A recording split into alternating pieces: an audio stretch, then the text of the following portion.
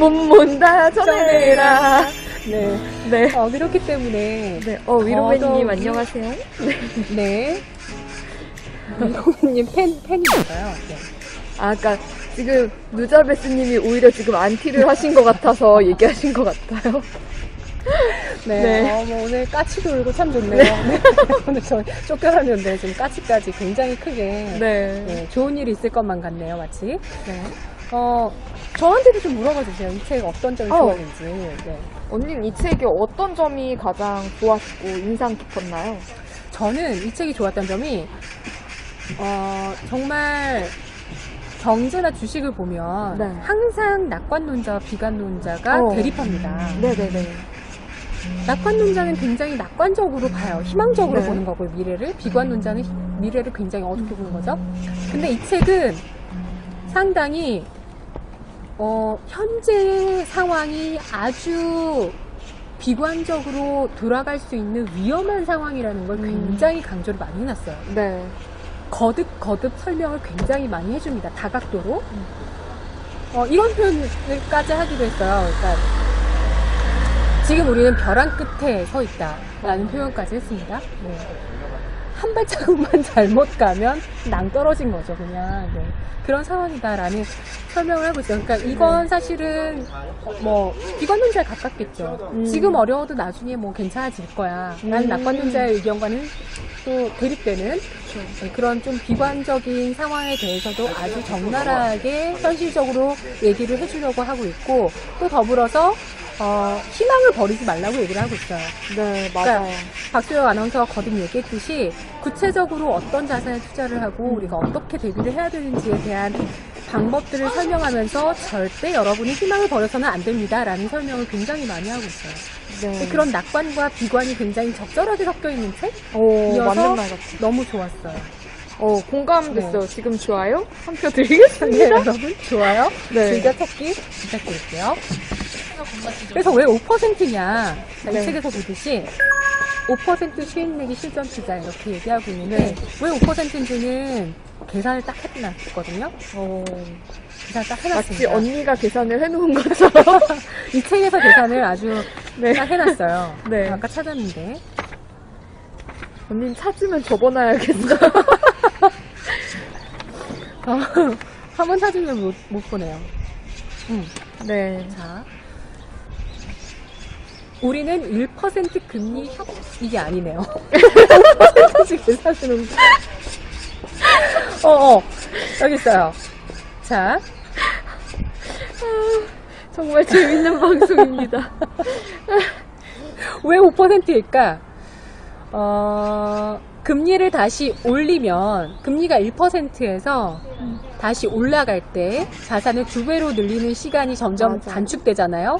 이걸 역으로 계산해보면 답이 나온다라고 설명을 하고 있습니다. 자, 금리가 2%에서 3%로 1%포인트가 올라가죠. 이때 단축되는 시간은 12년입니다. 근데 이후에 3%에서 4%로 올라갔을 때 단축되는 시간은 그의 절반, 5.7년. 그 다음 우리가 얘기하는, 이 책에서 얘기하는 네. 연 5%. 5% 수익에서는 단축되는 기간이 3년이에요. 거기서 6%로 갔을 때는 2.3년.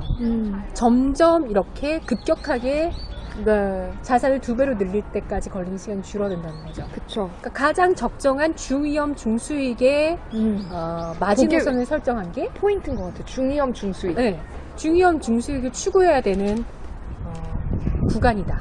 그게 5% 네. 금리다. 시간을 단축하고 네, 적정하게 가져갈 수 있는 금리 수준. 네, 그러니까 나의 이자 수준. 네, 네.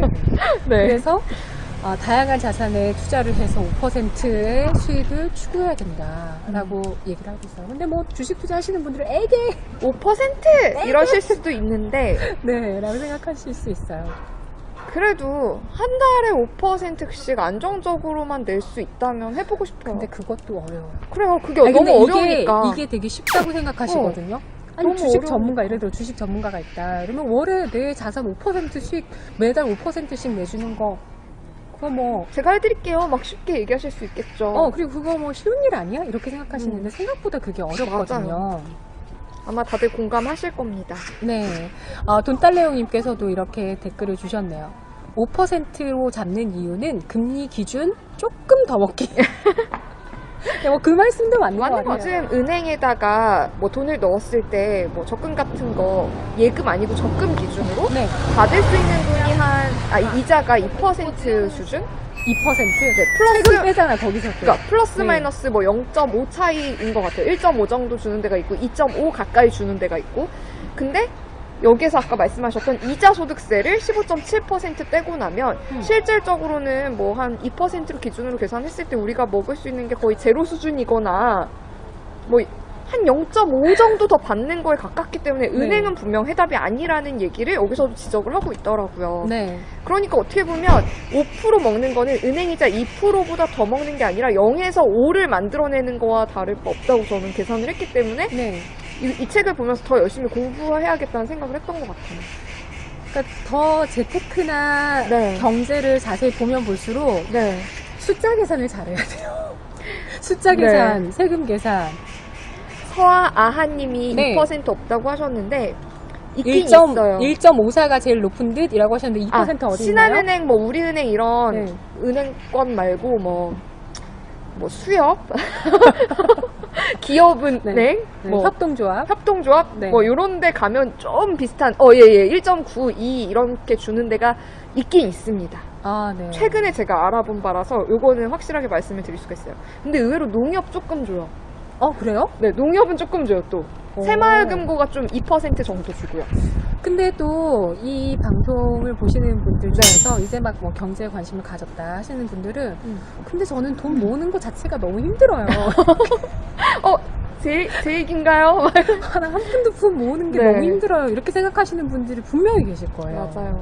근데 이 책에서도 거기에 대해서 설명을 하고 있어요. 맞아요. 뭐냐면 일본의 젊은이들 분위기에 대한 이야기예요. 일부 젊은이들의 자포자기한 듯한 생활 태도는 더 큰 문제다. 월급이 얼마 안 되고 직장도 불안정하고 돈을 모아봐야 평생 집안채 사기 힘들고 저축이나 투자는 언감생심, 대충 쓰고 즐기면서 살자는 분위기가 고개를 들고 있다. 희망을 버리니까 오히려 행복해. 일본 맞아요. 젊은이들이 굉장히 잃어버린 20년에서 그 안에 생활에서 익숙해지면서 점점 너무 장기화되다 보니까 희망을 버리는 거죠. 그쵸. 그러니까 그냥 그 소소한 행복을 찾다 보니까 오히려 행복도가 되게 높다. 의외의 조사 결과가 나왔다. 이런 맞아요. 얘기들도 많이 들으셨을 거예요. 희망을 네. 버리니 오히려 행복하다는 일본 젊은이들을 따라가는 풍이다. 그러면 안 된다. 희망을 버리지 말고 가능한 대안을 찾자. 네. 라고 얘기를 하고 있어요. 그래서 요즘에 알바 많이 하잖아요. 하루 벌고 하루 쓰고 하루 벌고 프리터죠. 하루 예전에. 쓰고. 그쵸. 예전에 일본 네. 젊은이들 세대 중에서 프리터 해서 자유롭게 생활한 약간 프리랜서처럼 자유롭게 맞아요. 생활하면서 아르바이트 하는 그런 생활들을 우리 젊은이들도 많이 하고 있군요. 그렇죠. 요즘에도 그런 분들도 많고 실제로 뭐 지금 뭐 은행에 넣어도 어차피 쌓이지도 않고 뭐 다른 투자를 생각할 여력도 없고 그렇다면 뭐 그냥 차라리 쓰는 게 소비하는 게 뭐 남는 거다 이렇게 생각하는 친구들도 있고요. 진짜로 실제로. 맞아요. 네. 쓰는 게 남는 거다. 그리고 요즘 네. 또 풍토가 전 세계적으로 경험 소비가 소비 맞아. 트렌드잖아요. 그러니까 경험을 소비하는, 그러니까 남들보다 뭔가 색다른 경험을 하는데 돈을 아끼지 않는, 그렇다 보니까 나 어쨌든 네. 직장 다니고 있으니까 맞아, 그냥 빚 내서 일단 여름휴가 한번 멋지게 한번 다녀오자. 카드를 일단 쓰는 거야. 맞아. 카드 의존도도 정말 높고. 네, 그렇게들 많이 생각하는데 네. 최대한 부채를 줄이라고 얘기하고 있고요. 맞아요. 최대한 부채를 줄이고 현금 흐름을 만들어 나가는 네. 구조로 만들면서 적극적으로 작은 돈이라도 투자에 나서야 된다라고 얘기를 하고 있습니다. 네, 지금 돈딸레옹님께서 아니라고 생각했는데 진짜 일본 따라가는 듯해요 라고 적어주셨는데 사실 여기 저자도 그러잖아요. 그 일본에 잃어버린 20년에 지금 한 5년 차 정도에 사실 우리나라 경제가 해당이 되고 있는 거다. 뭐 우리나라도 여기에서 지금 심폐소생해서 살아나면 네. 그 아까 혈압 막히고 뭐 고혈압 오고 했던 거 네. 그런 게 다시 뭐 살아날 수 있는데 그게 일시적이게 그칠 수도 있기 때문에 미리미리 준비를 하고 5%라도 지켜내는 게 중요하다라고 되게 강조해서 얘기를 하더라고요. 네. 네. 맞아요. 좋은 점이 뭐냐면 네. 정말 경제의 흐름에 대해서 그리고 현재 상황에 대해서 굉장히 많은 깊이 있는 내용들을 다루고 있어서 네. 저는 밑줄을 정말 너무나 많이 그었고 네. 제가 책 후기를 쓰는 블로그에서 진짜 페이지마다 한마디씩을 다 옮겨 적고 있는 저를 발견했어요. 그만큼 저도 경제에 네. 관심이 많고 많은 자료들을 읽지만 제가 진짜 다시 한번 정리를 할 수 있고 몰랐던 네. 새롭게 생각할 수 있는 내용들을 너무나 많이 적어놨던 책이었기 때문에 늘 보고 또 보고 네. 읽었지만 다시 한번 더 읽게 될 네, 맞아요. 한 번 정말. 제가 읽었지만 아마도 또다시 읽게 될 책이라는 게 저의 생각이에요. 저도 정말 열심히 이렇게 막 종이 적어가면서 읽긴 했는데 이게 사실 올해 쓴 책이 아니라 봤더니 2015년에 발행된 책이어서 네, 작년 책이에요. 네, 지금 1.5%인데 금리 1.75%로 적혀 있긴 하거든요. 근데 말씀해 주셨듯이 지금 읽어도 전혀 어색함이 없는 그 1.5와 1.75 이런 것만 빼면 네. 정말 어색함이 없는 정말 지금 현재 상황이 굉장히 도움이 될 만한 내용들이 가득한 것 같아서 여러분들도 같이 읽어보셨으면 좋겠어요. 네. 그리고 이 책에서도 전망을 하고 많은 사람들이 전망하듯 네. 초저금리에서는 벗어날 수 있겠으나 저금리 시대라는 것은 앞으로 그치. 오래될 것이다. 맞아요. 2020년, 2030년 정도까지는 이 저금리 어떤 글로벌적인 경기 침체로 가느냐 마느냐 하는 이런 네, 맞아요. 계속 그 갈림길 안에서 좀 장기화될 수 있겠다는 전망들이 많기 때문에 그런 상황이 어떤 상황인지 좀 더 자세히 알고 싶다 하시는 분들 봐주시면 좋을 것 같고 그리고 부총님과 잠시 소통을 하면 네.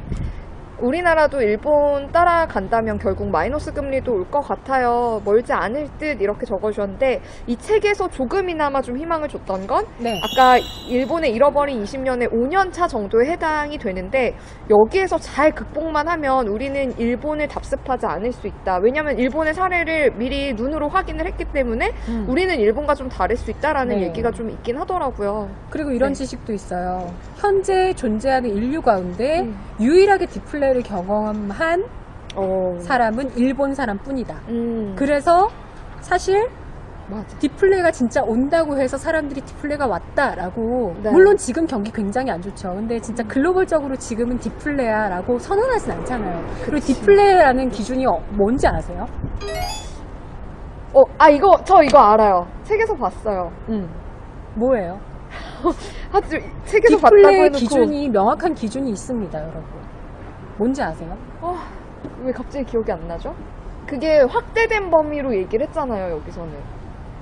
잘 설명해 드릴게요. 네. 그러니까 디플레는 네. 인플레 반대 말이에요. 그러니까 금리가 네. 하락한다는 거고요. 그 기준이 있는데 그 기준은 세계 각국 중앙은행들이 사수하고자 하는 물가 수준이에요. 2%. 그러니까 2% 물가 상승률이 지켜지지 않았을 때는 디플레 우려가 나오고 그러한 물가 상황이 지속될 때 네. 디플레로 가는 거예요. 거기에 더불어서 어. 심리가 진짜 너무나 갚아야 될 부채도 많고 경기 안 좋고 네. 나는 소비에 돈을 쓸 여력이 없다라고 많은 사람들이 생각을 하게 된다면 그러한 네. 심리 상태가 형성된다면 네네. 바로 디플레로 직행하게 된다는 거죠. 네. 그러니까 이분이 확대해서 말했던 그 범위가, 그러니까 침체 정도는 다 있을 수 있는데 장기 침체가 지속됐을 때 그때를 디플레라고 정말 표현해야 된다라고 했던 말이 공감이 돼서 적어놨던 걸 네네. 찾았네요. 네. 네네. 그래서 이 책은 정말 이렇게 정리를 해보고요. 네. 인증 하나 할까요? 이쯤에서 또 우리 참 유명한 분들 부럽다. 이 책의 저자의 사인을 제가 요청했습니다. 제가 인터뷰를 했다고 말씀드리지 않았습니까? 앞서서 그래서 네. 이렇게 제가 사인도 받은 책입니다. 네. 사심이 있어서 추천하는 건 아니고요. 사실 굉장히 저는 아무것도 없습니다. 사심 없이 제가 샀습니다. 네 간단하게 다릅니다. 달라. 아무것도 없어요. 부럽다고 하시네요, 여러분. 진짜 네. 부럽다. 다음에 언젠간 이런 책의 저자를 모시고 우리가 방송도 하고 네. 여러분들도 초청해서 어떤 네. 공간에서 같이 방송하게 되면 정말 좋을 것 같아요. 그런 날이 올 수 있기를 바라면서